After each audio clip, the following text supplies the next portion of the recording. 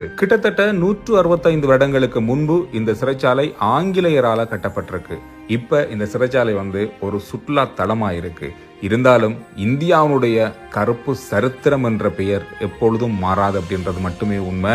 இந்த ஜெயில பத்தி கேள்விப்பட்டாலோ அல்லது ஜெயில பத்தியான விஷயங்களை அறிந்தாலோ மிக கனத்த இதயத்தோட நிறைய பேர் இதை பார்ப்பாங்க. ஏன்னா அந்த அளவுக்கு சொல்ல முடியாத பல தண்டனைகள் இந்த சிறைச்சாலையில வழங்கப்பட்டிருக்கு. உதாரணத்துக்கு சொல்ல போனா இந்த சிறைக்கூடங்களுக்குள்ள எந்த விதமான மலசல கூட வசதியே இல்லை.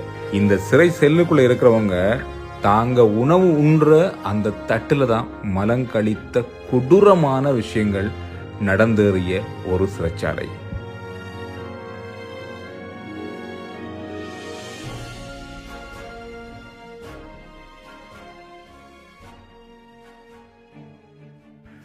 ஜெயிலுக்குள்ளே வந்த உடனேயே இந்த சுடர் கிடைக்கும் உங்களுக்கு. அதாவது இந்த சுடர் 24 மணி நேரமும் 365 நாட்களும் எரியும். அதாவது இதை அணைய விடாமல் எரிய வைக்கிறாங்க. இது எரிவாயு கேஸை வைத்து கொண்டு தான் எரிக்கிறாங்க.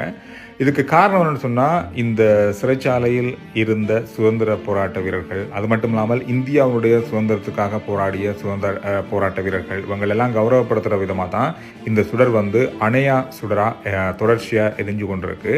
இது ஒரு கௌரவமாக இந்த